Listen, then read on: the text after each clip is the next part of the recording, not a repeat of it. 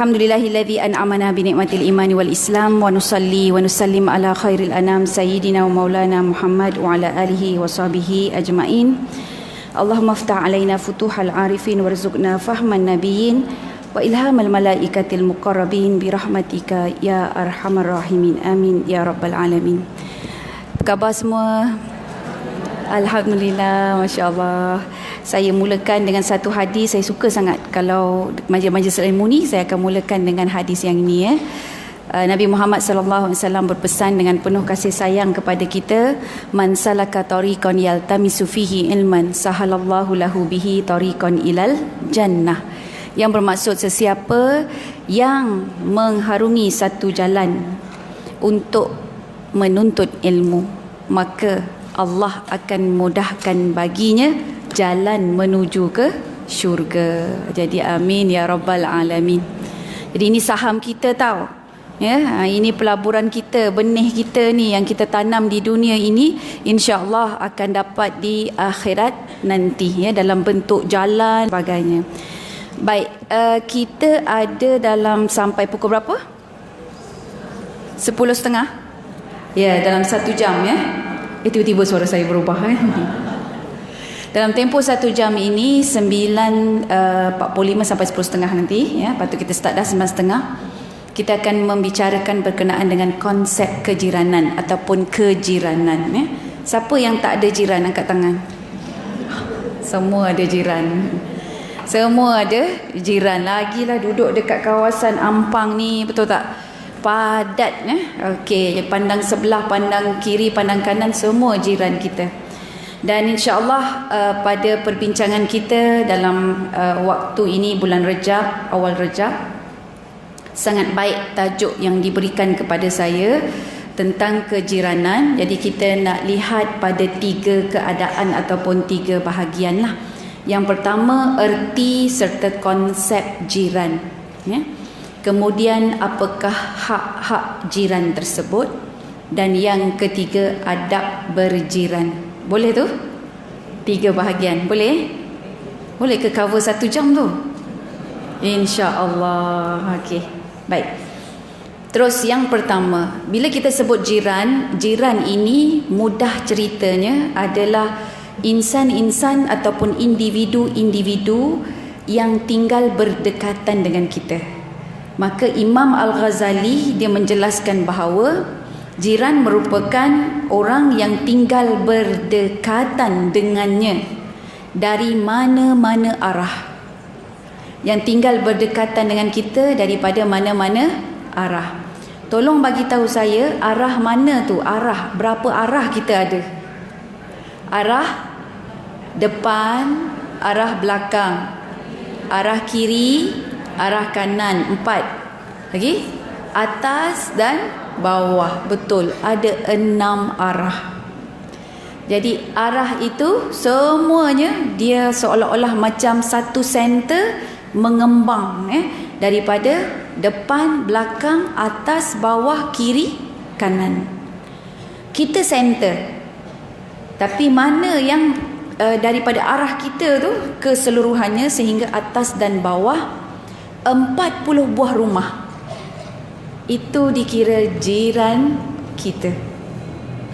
Masya Allah. Siapa yang duduk dekat rumah flat depan ni tu atas dan bawah ada lagi tu kan, kiri dan kanan kaya. Kaya apa? Kaya jiran. Masya Allah. Dan jiran ini dia merupakan lubuk-lubuk pahala juga. Kalau silap urus jadi lubuk bala, lubuk puaka. Aduh, takut dengar ya. Jadi kita jadikan dia lubuk pahala. Dalam sebuah hadis yang diriwayatkan oleh Abu Daud, dia mengatakan bahawa dia petik daripada baginda Rasulullah sallallahu alaihi wasallam, mafhum hadis ya. Mafhum hadis menyatakan 40 buah rumah tetap sebagai jiran. Okey. 40 buah tetap rumah itu sebagai jiran. Jadi rumah persinggahan tak kira lah. Okey. Baik. Jiran ini, kita masih lagi dalam konsep jiran ya. Jiran ini dalam Islam dipandang antara entiti yang tinggi.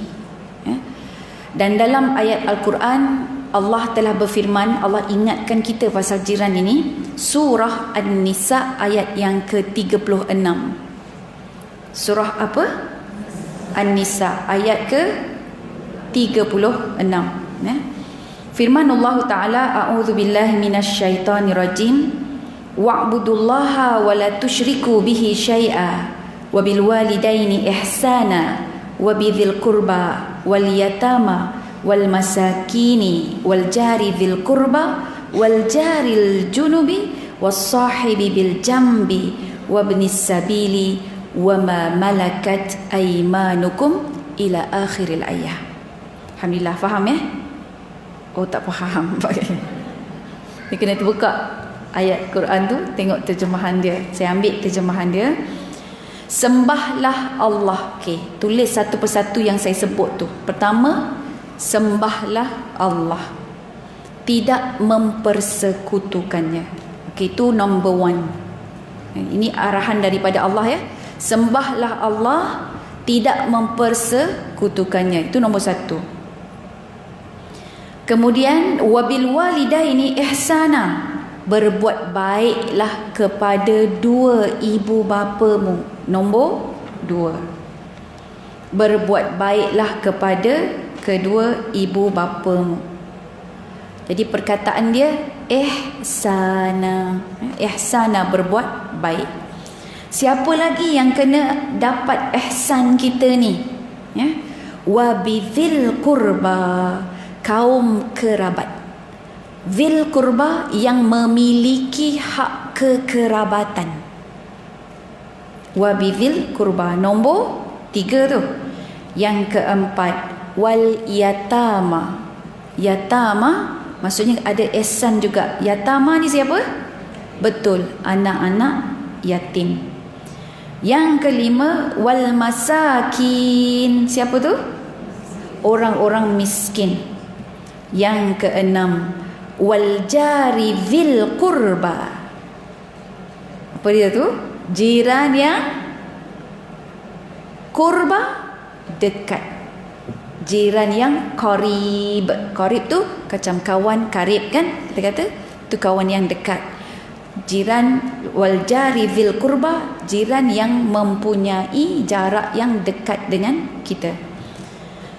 Kemudian yang ke-7, wal jaril junubi, maksudnya jar juga tapi jiran yang jauh. Itu jiran yang ke-40 lah. Okey. Seterusnya yang ke-8, wasahibi bil jambi, sahabat sejawat, rakan sejawat. Ni dalam surau ni, masjid ke surau ni? Surau kan? Dalam surau ni yang duduk sebelah kita tu apa, jiran ke rakan sejawat tu? Oh cik, nak sebut rakan sejawat. Okey, jadi kira dia sebagai wasahibi bil jambi. Ini yang keberapa tu? 8. Kemudian wabnis sabil, musafir atau turis ya, musafir yang terlantar. Maksudnya dia adalah tetamu dari negara lain atau dari daerah lain, dia ada dekat daerah kita sekarang ni. Okey, dekat Taman Cempaka. Dia duduk dekat Puchong contohnya, tapi dia terlantar di sini ya. Jadi itu dikira sebagai wabnis sabil. Alright. Begitu juga mungkin orang yang bermusafir. Next, akhir sekali adalah yang ke-10, wa ma malakat aymanukum. Maksudnya hamba-hamba yang kita miliki. Hamba-hamba yang kita miliki. Tengok, Masya Allah, surah An-Nisa ayat ke-36 ini sangat luar biasa kerana Allah telah menyebut satu persatu hak-hak ataupun pihak-pihak ataupun orang-orang yang patut kita berlaku apa tadi? Ihsan. Jadi ihsan ini maksudnya layanan kita perlu berlaku ihsan ya. Jadi ihsan itu level dia adalah, kalau sebut ihsan, anta'budallaha ka'annaka tarahu fa illam takun tarahu fa innahu yaraka. Itu level ihsan. Ihsan tu bila kita buat sesuatu, khususnya dalam ibadah kita, kita buat seolah-olah kita nampak Allah. Tapi kalau kita tahu kita tak boleh nampak Allah, maka Allah sentiasa memerhatikan kita. Jadi dua tu je. Rasa macam memang rasa kehadiran Allah nampak, atau kita rasa sentiasa diawasi. Jadi itu dah bagus dah. Jadi bila kita buat begitu, orang yang bila dia lipat kain, mak mertua tengok, dengan lipat kain time mak mertua tak ada, lain ke tak lain? Lipatannya lain tak? Lain kan? Berbeza tengah lipat kain tu, mak mertua tak ada, bergulung je kopnya je kan. Okey, main lipat aja lah. Tapi bila mak mertua ada, Masya Allah, dia punya side dan side mesti bertemu kan. Baju-baju je, lepas kain-kain aja sangat cantik, licin, padat macam kertas, macam kotak sudah kan. Okey, jadi itu maksud ihsan. Jadi bila kita ada rasa diawasi, kita akan membuat kerja kita dengan lebih baik. Sebab kita tahu Allah sedang mencatat ni, Allah sedang menilai ni, Allah sedang pantau ni. Jadi bila ada orang yang pandai mengekalkan perasaan tersebut, maka sebenarnya dia sedang meningkatkan diri dia ke tahap ihsan. Okey. Baik, selesai sudah. Jadi ingat yang pertama, Allah dan Rasulnya. Itu Allah dan Rasulnya, dia bukan setakat berlaku ihsan, tapi ketaatan. Yang kedua siapa? Ibu bapa. Nampak?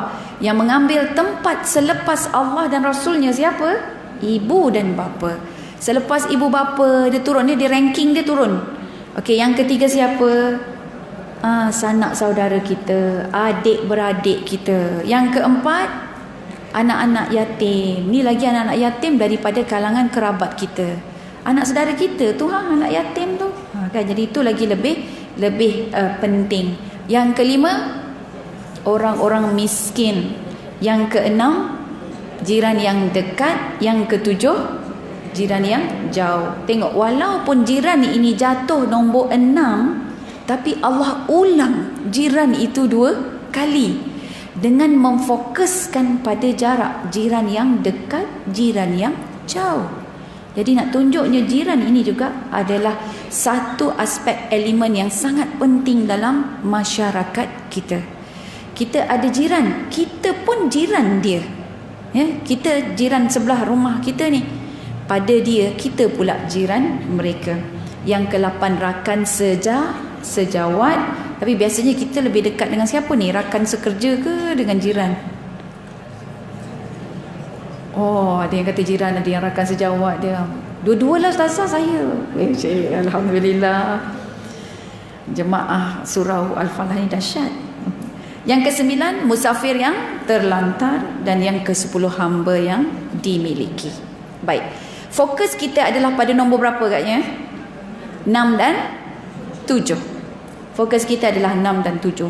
Maka apabila 6 dan 7 ini jadi fokus kita, kita nak tahu kategori jiran.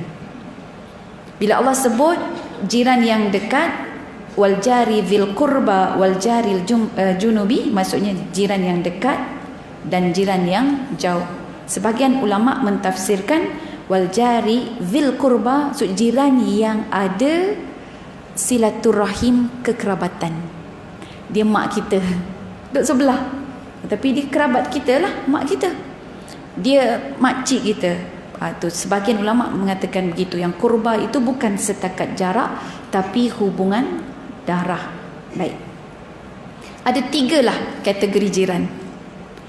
Okey, dalam Islam. So jiran yang 2 tadi, sama ada dia duduk dekat dengan kita atau duduk jauh, dia ada 3 kategori. Pertama, jiran yang ada 3 hak.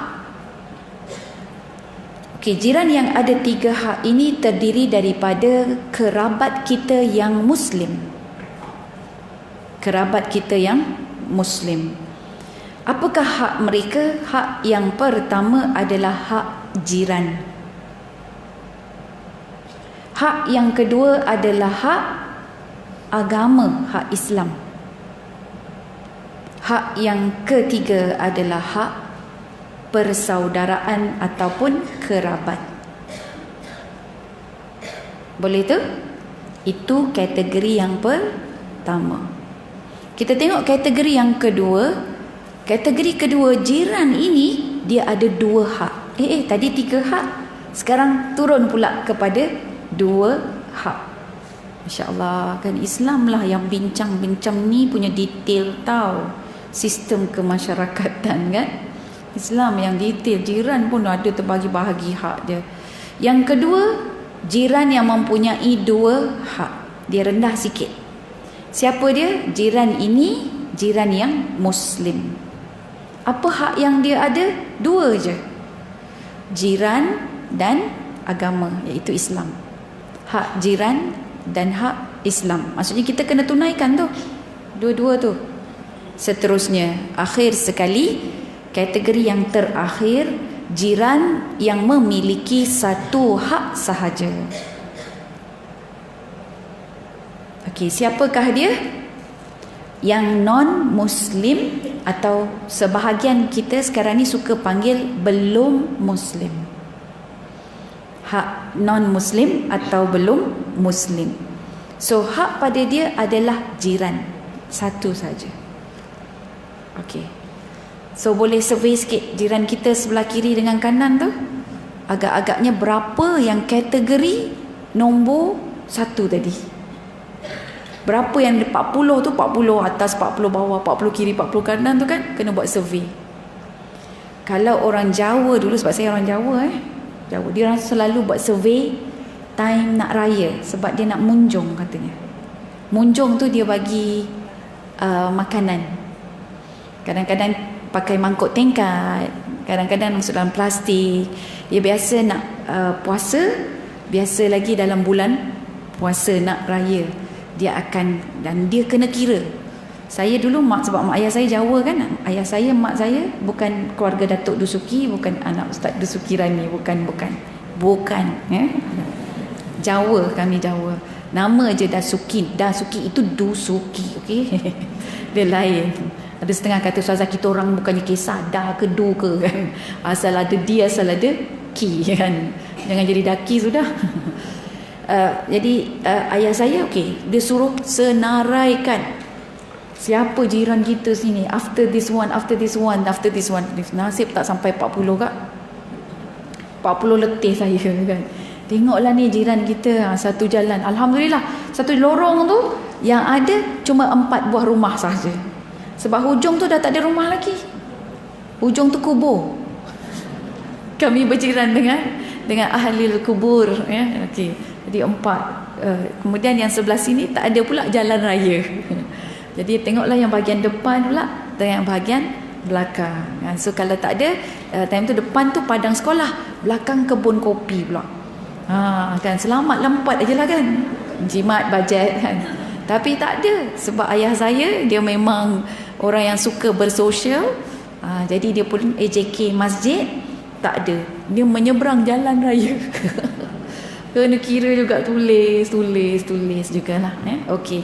Jadi cuba diam-diam nanti balik rumah, kita duduk sekejap bulan Rajab ni, tengok jiran-jiran tetangga kita, mana yang perlu kita kategorikan pada jiran yang pertama tadi, yang kedua dan yang ketiga. Kita tahu dah yang 3 ni, kita tahu mana kalau saudara mara kita tak ada kat sini, dia terus jatuh pada kategori yang kedua pula dan ketiga Okey. Supaya apa? Bila kita kenang-kenang begitu, supaya kita dapat penuhi hak-hak mereka, masya-Allah Baik. Bila kita sebut hak jiran, hak Islam, hak saudara ataupun hak kerabat ni, apa hak dia? Apakah hak yang kita perlu tunaikan? Baik. Hak ni bila kita sebut hak jiran, dia merupakan satu perkara yang wajib, perkara asas yang perlu kita penuhi Okey. Hak jiran ada 3 bahagian. Jiran kita ni ada 3 bahagian. Yang pertama, yang paling rendah. Ada 3 bahagian atau 3 tingkat. Tingkat yang paling rendah. Apakah tingkat yang paling rendah? Yang paling rendah adalah kita mencegah diri kita dari menyakiti dia. Kita tahan diri kita dari curah air ke ampaian dia. Okey, contohnya mencegah diri sendiri dari menyakiti jiran. Jiran kita orang Arab, tak boleh bau ikan masin. Bau ikan masin goreng dia pengsan. Menyakiti jiran tu, betul tak? So kalau nak goreng tu kena pandai-pandailah cari petua supaya tak bau.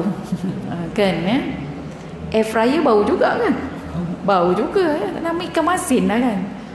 Okey, so kena beli siap lah kot, siap goreng. Jadi mencegah diri kita itu adalah hak yang paling rendah. Yang kedua, hak yang di pertengahan. Hak yang di pertengahan ini adalah apa? Bersabar jika kita disakiti. Bersabar jika kita disakiti. Kita nak jalan masuk dalam rumah kita, slipper dia kak sampai ke rumah kita. Semua slipper dia depan pintu rumah kita.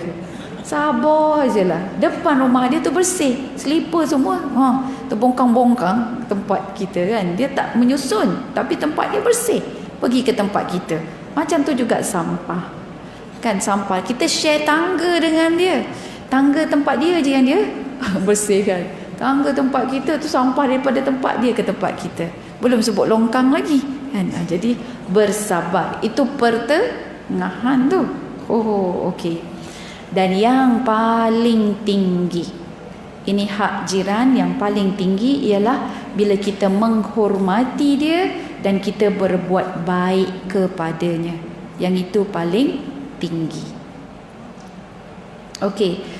Hak jiran ini yang ada tiga perkara tadi, kita bukan boleh pilih satu saja, tak.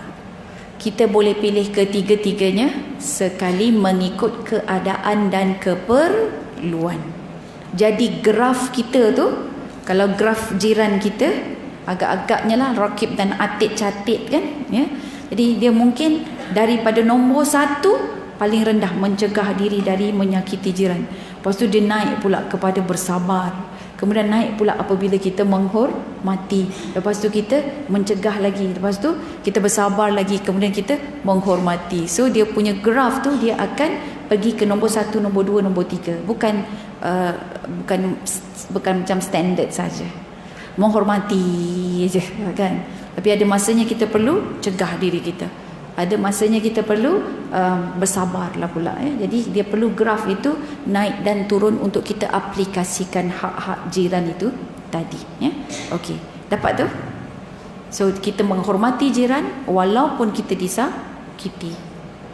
Kita berbuat baik kepadanya walaupun kita tak suka dengan dia. Jadi itu yang paling tinggi. Baik. Habis dah. 3 tu je. Senang ke susah? Senang tulis. Belum tentu senang diamalkan. Betul tak ya? Masya Allah. Saya ada dengar cerita sahabat saya ni. Dia berjiran dengan sahabat satu non-Muslim lah. Belum Islam. Dia suka komplain. Banyak benda dia komplain. Dia baru pindah tu, konon-konon nak berbaik-baik.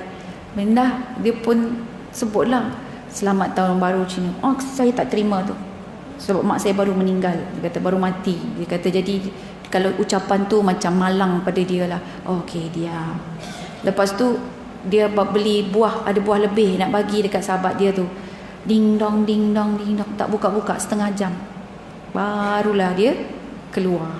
Dia duduk tunggu je sambil dia bersihkan depan rumah. Dah malu alah, dah picit. Dah picit, kenapa pula kan kita nak bagi ni? Tinggal kan, dah beli buah. Dia pun sangkut. Lepas tu satu masa tu tempat dia parking. Tempat dia parking ni dia share sama dengan jiran sebelah. Jadi rumputlah, kawasan rumput kan. Jadi bila dia parking, yang dia ni marah sebab dia kata bila parking dekat situ dia punya rumputnya tu rosak. Padahal rumput tu di luar pagar, begitulah kan. Jadi dia pun tengok, kata apa pula nak jadi masalahnya. Lepas tu dia pun ambil batu-batu apa semua, dia pun letaklah supaya taklah lekuk di situ kan, tak adalah jadi lecak. Dia kemudian datang pula jiran ni, dia pergi letak batu besar sebagai sempadan. Kau jangan masuk sempadan aku kan. Jadi dia macam nak cari musuh ajalah. So akhirnya dia kata apa dengan saya? Dia kata daripada saya menghormati dan berbuat baik dengan dia, maka saya pergi ke pertengahan je. Bersabar jika disakiti. Bersabar jika disakiti. Sampai ke satu tahap tu, dia rasa memang nak menyakiti dia. Nak menyakiti jiran. Maka apa dia buat? Dia pun mencegah diri dia daripada menyakiti jiran. Sebab apa? Sebab dia pergi tanam pokok kacang. Pagar tu kan pagar aku, pagar dia. Jadi bila tanam kacang tepi tu, jadi pokok tu dia punya apa tu lah kan. Jadi jiran ni tak setuju agaknya. Dia pun tebang tanpa bagi tahu. Wah, tu dia kata nak menyakiti. Nak menyakiti tapi dia menahan diri dia, masya-Allah. Jadi itulah yang saya masukkan graf dia tinggi dan rendah. Okey, graf turun naik. Okay, next kita tengok pula apakah hak Islam. Jadi yang hak jiran ini semua dapat. Hak jiran ni semua dapat. Non-Muslim dapat, dia Muslim pun dapat, dia Muslim dan dia kerabat juga ada hak dia yang ini. Okey. Yang kedua adalah hak jiran sebagai seorang Muslim. Jadi hak Muslim ini dia terbahagi kepada 6. Yang ini berdasarkan sebuah hadis yang diriwayatkan oleh Imam Muslim dari Abu Hurairah radhiyallahu anhu. Ya. An Abi Hurairah anna Rasulullah sallallahu alaihi wasallam qala: Haqqul muslim ala muslim sittun. Qila ma hunna ya Rasulullah? Qala idza laqitahu fasallim alaihi wa idza da'aka fa'ajibhu wa idza stansahaka fansah lahu wa idza atasa fahamidallah fasammithu wa idza marida fa'udhu wa idza mata fattabi'hu. Okey, apa maksud dia? Dari Abu Hurairah, baginda Nabi Muhammad sallallahu alaihi wasallam bersabda, hak seorang Muslim terhadap seorang Muslim yang lain ada 6. Ni yang kita kena jaga ni. Jadi kalau tadi hak jiran kan 1, 2, 3. Sekarang dia ni adalah Muslim, 6 ni masuk sekali. Apa dia? Yang pertama, bila engkau bertemu dengannya, maka berilah salam kepadanya. Jadi jiran kita ada hak untuk mendapat salam dan dia juga beri salam kepada kita. Okey. Dia salam macam mana tu? Assalamualaikum. Dia bukan wei. Dia bukan itu ya. Dia salam, bagi salam. Sebab dalam salam itu dia ada doa, ada rahmat, ada keberkatan ya. Baik, itu yang pertama. Yang kedua, bila dia menjemput serta mengundangmu, maka penuhilah undangannya. Jemput datang kenduri, kesyukuran ataupun akikah. Jadi kita pun datanglah. Itu hak dia.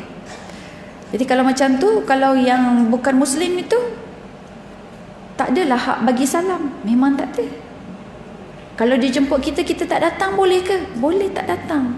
Sebab kita pun tak tahu dia punya makanan halal ataupun tidak. Begitu ya.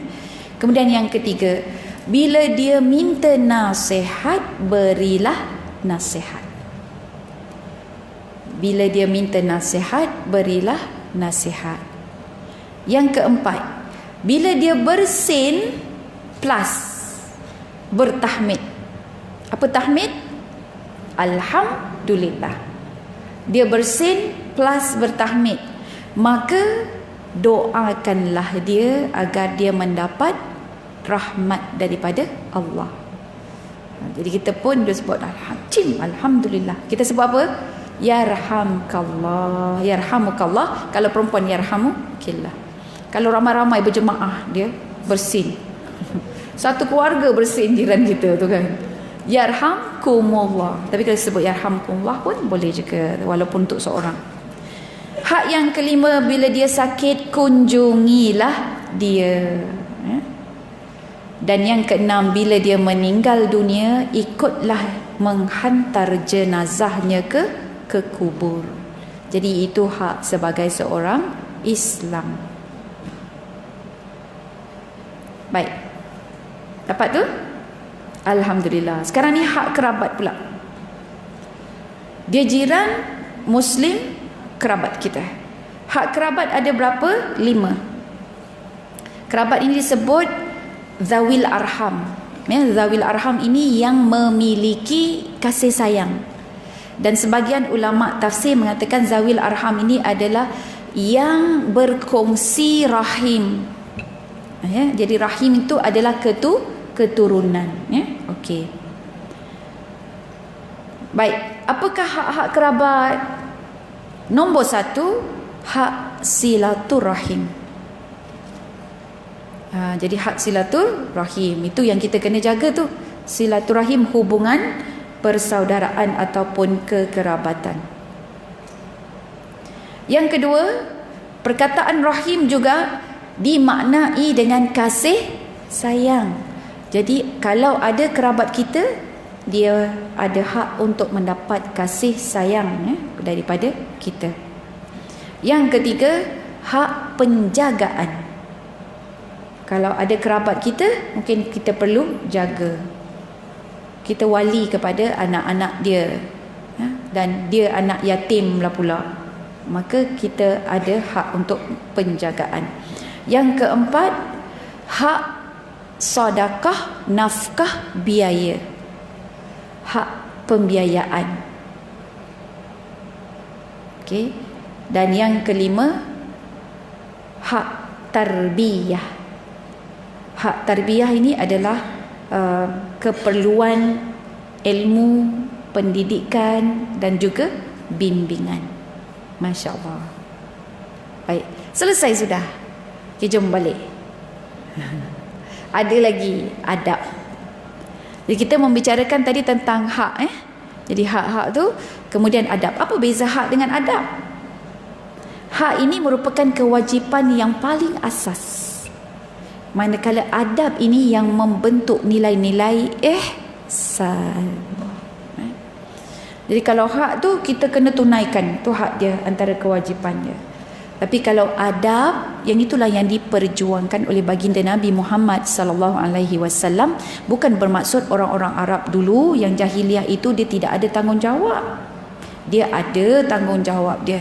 Tapi Nabi nak cantikkan lagi, sempurnakan lagi tanggungjawab yang benar dan akhlak yang indah. Ya. Jadi ada 30 etika adab berjiran yang kita boleh cedok daripada kitab Bimbingan Mukminin yang ditulis oleh Imam Al-Ghazali. Wah, so dia tak nak tulis 30 ni. Ni hari ni kelas wazah menulis saja kan. Ini kali lah menulis saja. Oh, slow sikit Oh, slow lagi Okey. Baik, yang pertama, ingat nak speed dah tu. 30 adab yang pertama. Sentiasa mewujudkan kemesraan. Yang pertama, mewujudkan kemesraan. Yang kedua, tidak menyakiti mereka. Tidak menyakiti mereka. Okey. Tidak menyakiti mereka ni dia 3 bentuk. 1, prasangka. Kedua, perbuatan. Yang ketiga apa agaknya? Kalau 1 tu dah prasangka, kedua tu apa yang kita buat, yang ketiga pertuturan. Baik. Yang ketiga, menghormati jiran sebagai manusia.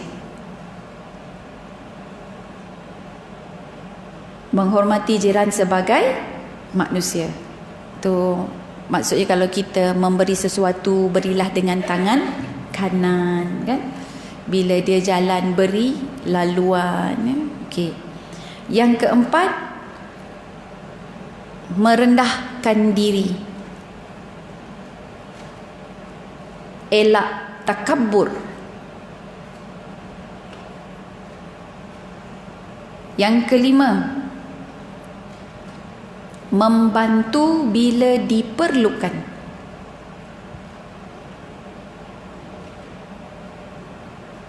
membantu bila diperlukan. Yang keenam, sayangi mereka seperti menyayangi diri sendiri. Sayangi mereka seperti sayangi diri sendiri. Ketujuh, ambil berat dengan masalah mereka. Ambil berat dengan masalah mereka. Ambil berat ni kita ambil tahu, peka, ya, dan simpati.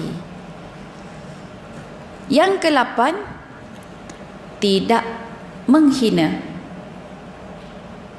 Tidak menghina, memuliakanlah. Okey. Yang ke-9, utamakan jiran yang lebih dekat. Utamakan jiran yang lebih dekat dari 40 jiran itu. Kita ada 40 tadi kan? Jadi keutamaannya yang paling dekat. 9. Ke-10,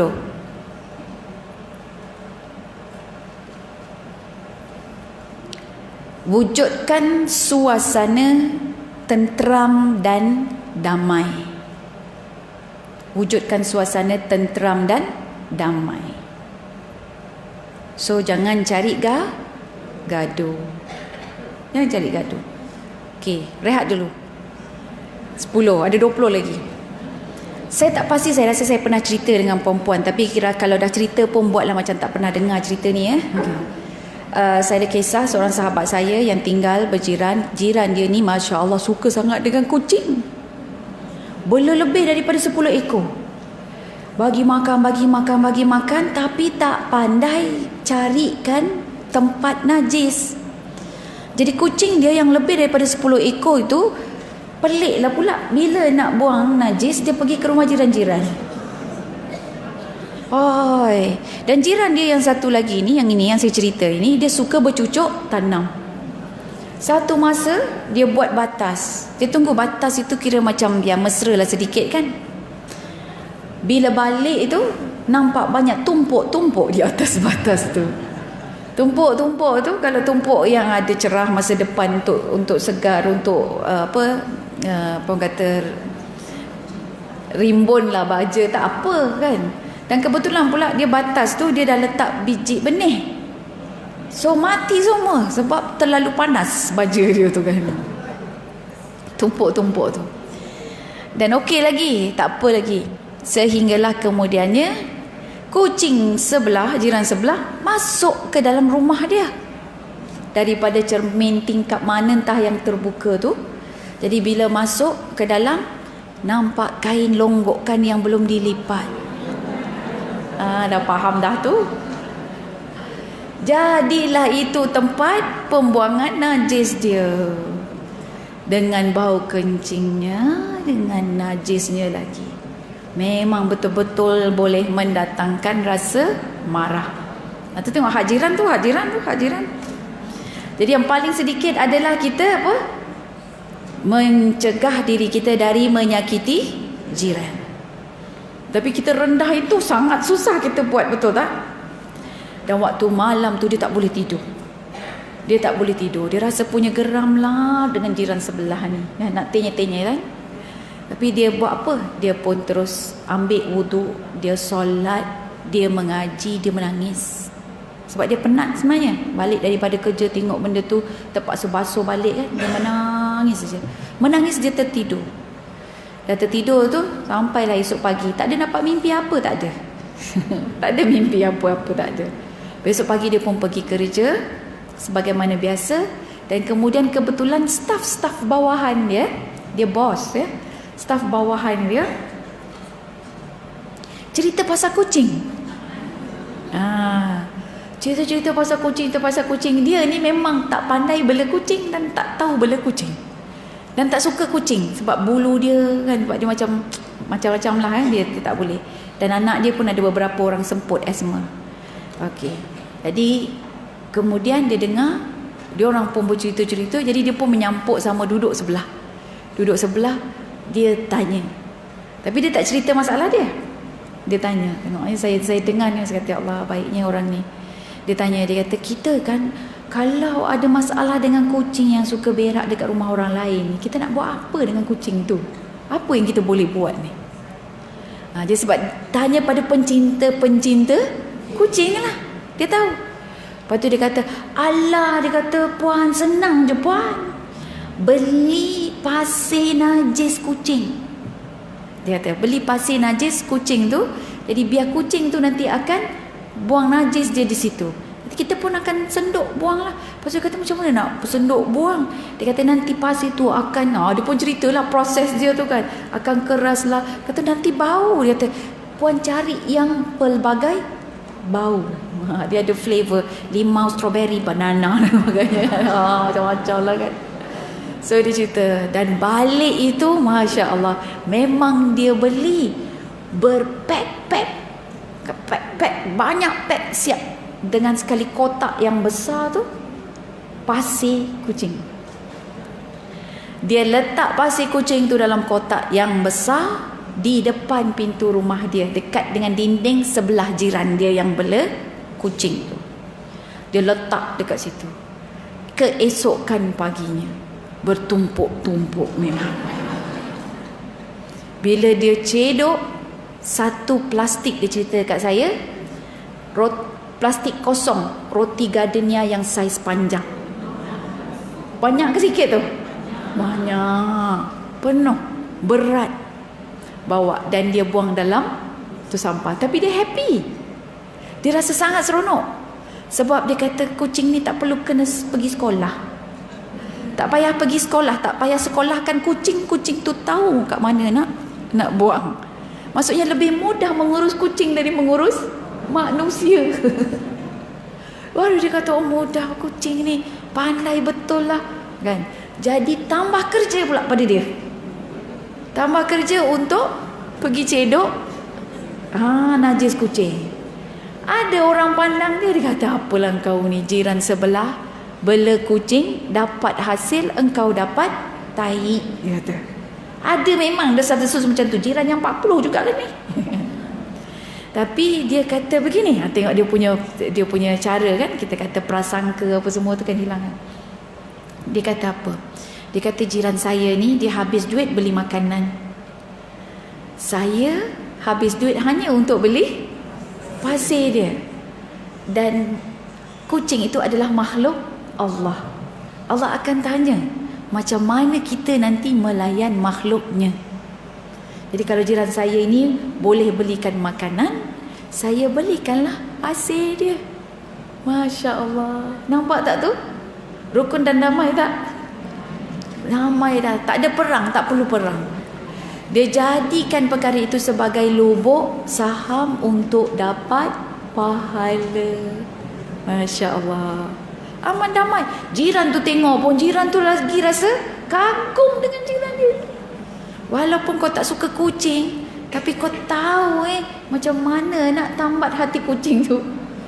Dan dengan cara dia buat macam tu, tapi dia kena invest lah setiap bulan. Setiap bulan beli 10 pack kan. Tak apa, itu semua akaun akhirat apa kan. Dia dapat, walaupun kita tak nampak, tak dapat nak bermain dengan kucing itu dan sebagainya kan, dia punya benefit tak ada, tak nampak benefit. Tapi ingat, kita sebenarnya telah menyelamatkan hubungan kejiranan. Dan dengan dia buat cara macam tu, kucing ni tak pergi ke rumah jiran-jiran lain untuk orang kata tu untuk buat projek dia itulah kan. Okey, jadi Masya Allah, dia jadi sebab dan asbab untuk menahan daripada berlaku benda yang tak baik pada jiran-jiran lain. Masya Allah. Sambung yang ke-11. Dari had dah kan? Sambung yang ke-11. Tidak mencemar maruah jiran. Tidak mencemar maruah jiran. Ke-12. Tidak menyebuk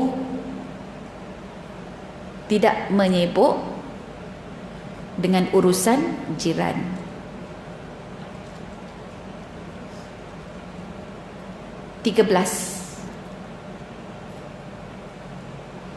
Memberi ketenangan apabila mereka ditimpa kesusahan. Tenangkan mereka bila ditimpa kesusahan.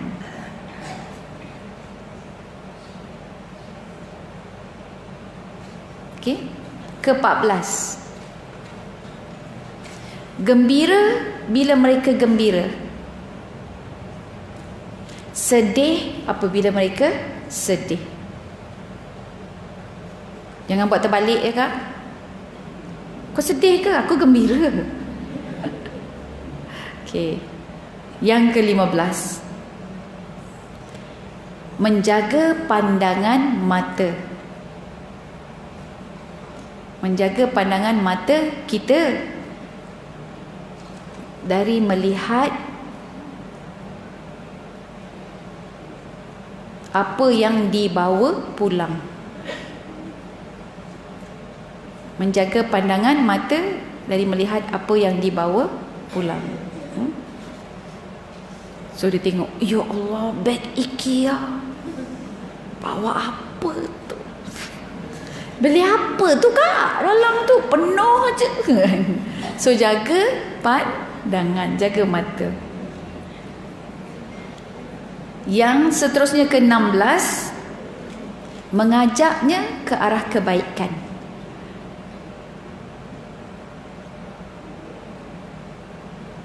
(17) Sabar dengan sikap buruk mereka. 18 Sabar dengan sikap buruk mereka. 18 Tidak terpengaruh dengan umpatan orang lain terhadap jiran. Ada kata-kata buruk pasal jiran kita, kita tak cepat terpengaruh. Kita reserve dulu, KIV dulu. Okey. 19 Ziarah mereka ketika sakit.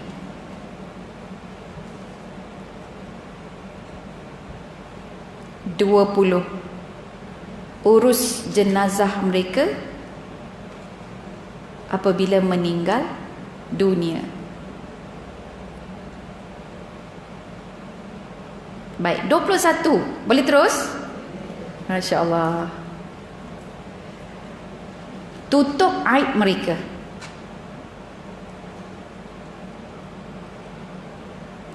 Bila kita nampak ada kekurangan pada mereka, cepat-cepat tutup aib dia. Seterusnya 22, hulurkan bantuan yang diperlukan.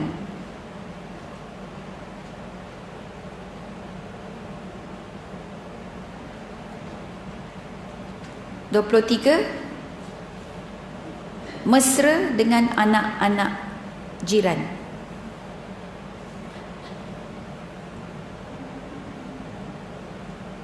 24, menjaga keselamatan rumah mereka bila mereka tiada. So kita tengok-tengokkanlah. Sampai perompak masuk rumah dia, kita pun buat tak tahu je. Kita tahu tapi buat tak tahu. Tu tak baguslah ya. Okey. Menjaga keselamatan rumah jika mereka tiada. 25, mengucapkan tahniah untuk kebahagiaan mereka. 26, ucapkan takziah atas kedukaan. 27, tidak menghalang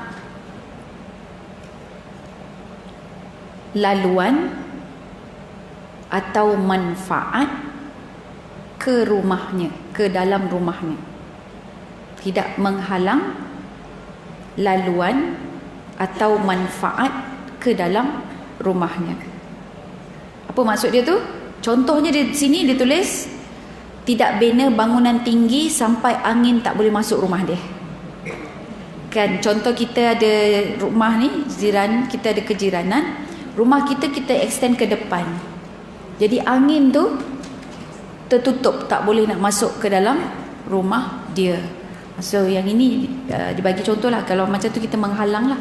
So kalau nak buat boleh, tapi kena minta izin dan berbincang terlebih dahulu ya. Kemudian 28, berkongsi masakan yang enak baunya. Kalau tak enak, senyap-senyap aja dah bau apa orang kata burn ini bila kita masak tu dia dah goreng hangus. Itu pula yang kita share. Kan, okey. Yang enak baunya kita kongsi ya. 29, hadiahkan buah tangan yang kita beli. Dan akhir sekali, 30, mendoakan mereka. Baik, selesai, alhamdulillah. So pukul 10.30 sudah. Saya buka dalam 10 minit untuk soalan. Ada soalan? Dalam kiraan 5, 4, 3, 2. Ya, sila puan.